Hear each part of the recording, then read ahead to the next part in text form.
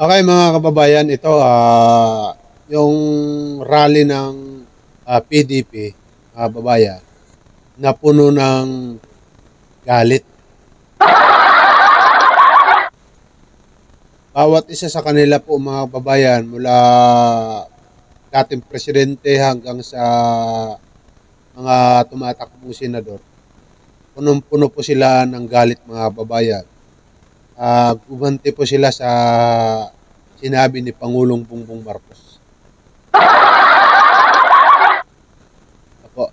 Ang nakakatawa dito mga kababayan, bago natin puntahan yung mga sinabi nila. Ang nakakatawa dito, pinili po nila ang San Juan. Pinili po nila ang San Juan Gym. Kasi po mga kababayan, wala kasi silang crowd. Nagsiksikan po sila doon sa San Juan Gym mga kababayan. Ha? Pero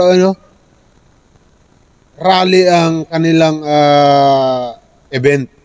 Ibig sabihin, marami mga politiko ang pupunta dyan. Diba? Lahat sila tumatakbong senador. Plus kanilang mga kamag-anak, followers. Pero pinili po nila ang San Juan Gym. Alam nyo ba kung bakit ganong ginawa nila?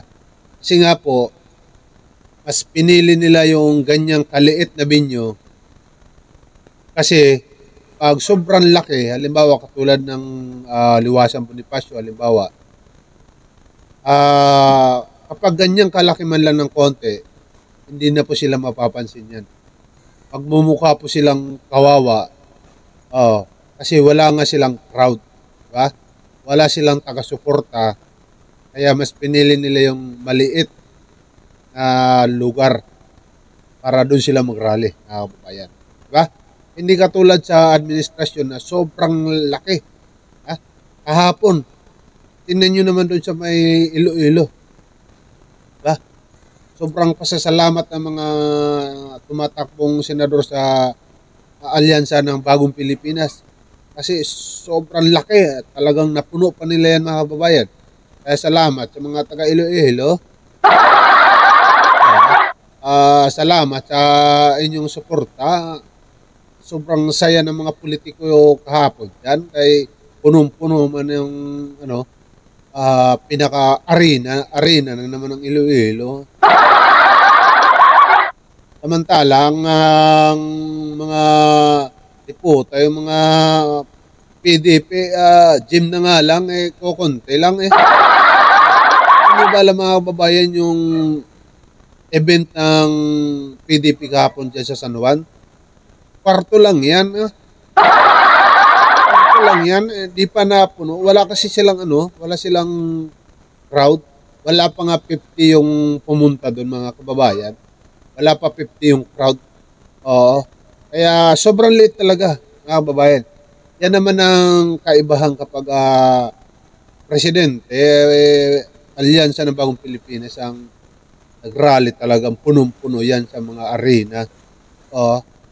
Arena, Coliseum, basta malalaki yan basta sa alyansa ng Bagong Pilipinas. Punong-puno lagi ng crowd yan. Tapos, ang lalakas bumanat, mga babayan, ng mga taga-PDP. Pero yun mga babayan, sinabi ni PRRD na pagdating daw ng 80 ni Pangulong Bongbong Marcos ay hindi na raw ito nakakalakad pa. Dahil daw sa pagiging drug addict. Ay grabe ka, PRRD. Oo, wala ka namang ebidensya. Oo, di ba? Tinawag na naman ni PRRD na banghag at drug addict ang presidente natin kahapon mga kababayan. Akala niya siguro mayroon pa siyang impormasyon na talagang kung talagang drug addict ang presidente, bakit hindi nyo ilabas? Bakit hindi nyo ilabas ang ebidensya talaga? Hindi yung puro lang kayo dada, puro lang kayo ngak-ngak, na wala naman na nilalabas na ebidensya. Diba? Mahirap kasi dyan kasi sinisiraan nyo lang yung tao. Yan ang mahirap dyan. Sinisiraan nyo yung tao. Kaya siyempre yung iba naman ng mga DDS naniniwala sa mga pinagsasabi ni PRRD kasi nga dating presidente, diba? Diba? Dati siyang presidente. Oh, natural maniniwala talaga kahit walang ebidensya na pinapakita.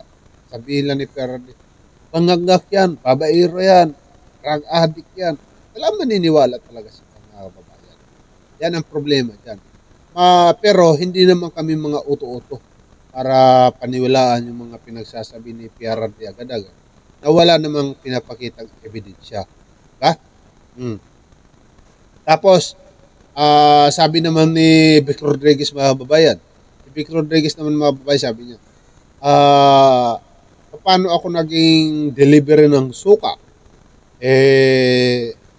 Mayroon akong diploma. Nakapagtapos ako ng kolehiyo. Gumagano si Vic Rodriguez. Ikaw pala yung inutusan na mag-deliver ng suka ni PBBM. Magpasalamat ka sa suka dahil kung hindi dahil sa suka, hindi ka makakapagtapos ng kolehiyo. Tapos sabi naman ni Bato mga kababayan, si Bato naman, sabi niya, itong aking mga kamay,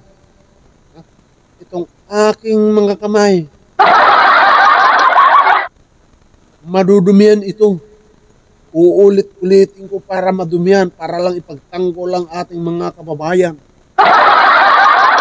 Talaga ba? Bakit yung drug war ay maraming napatay na mga kababayan kung ang iyong kamay ay para sa mga kababayan natin? Ang ibig mo sabihin, kaya mo madumihan ulit ang kamay para gamitin sa mga kababayan natin. Pwede yun. Huwag nyo na kami kasimbulahin na Bato de la Rosa. Oo.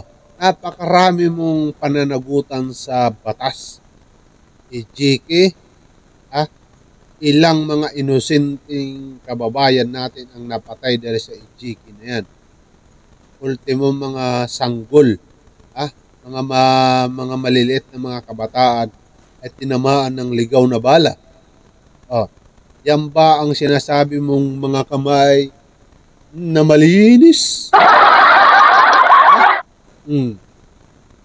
Kaya wag ka nang umiyak. Tapos ito pa, sino pa yung nagsalita tungkol naman dito sa yung tumatakbong senador din sa PDP. Sa impeachment naman daw mga babayan, sabi niya, panawagan na naman niya mga babayan, kapag ako ay manalo, ano siya, kung gusto nyong hindi ma-impeach si Sara, iboto nyo kami, ilagay nyo kami lahat sa Senado para wala ng impeachment. No? Para wala na raw impeachment, kailangan manalo kami sa loob ng Senado. Lahat na impeachment na yan, wala. Hindi na namin papayagan yan kapag kami ay manalo lahat sa PDP. Tingnan nyo yung mga tumatakbong senador, mga kababayan ngayon. Tingnan nyo yung kanilang mga pagkuugali, di ba? Senador po sila talaga para sa mga Duterte. Hindi po talaga sila senador para sa bayan, mga kababayan. Hindi talaga sila senador para sa inyo, para sa atin. Hindi. Senador lang talaga sila. Mananalo sila. Gusto nilang manalo. Gusto nilang tumakbo. Para lang po patunayan na meron silang kapangyarihan sa sarili nila. Hindi po talaga sila para sa bayan. Kaya bakit pa natin sila iboboto? Huwag na natin pag-aksayahan ng panahon, mga kababayan. Itong mga taga-PDP, lahat sila inodoro. At tulad yun ang sinabi ko palagi, mga kababayan, ang Team Suka ay dapat isuka. Ang Team Suka dapat isuka. Team Suka, isuka. Team Suka, isuka. Team Suka, isuka. Diba? Yan mga kababayan ang kanilang mga pahayag at iba pa. Oh. Saka na lang natin na pag-usapan po muli ang iba mga kababayan. Salamat, salamat.